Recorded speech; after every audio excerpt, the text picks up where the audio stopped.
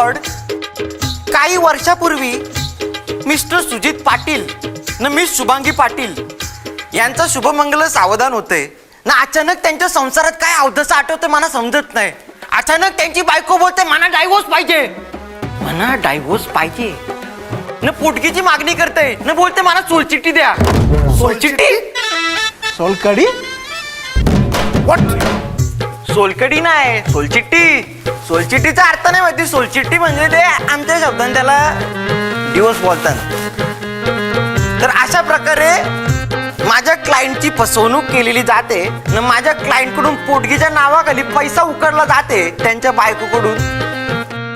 मला फक्त एवढाच बोलायचं आहे, माझ्या बिचाऱ्या गरीब क्लायंटकडे दारू पिल्यावर चकना खायला मग पैसा नाही, चकना खायला मग पैसा नाही त्या माझ्याजवळ.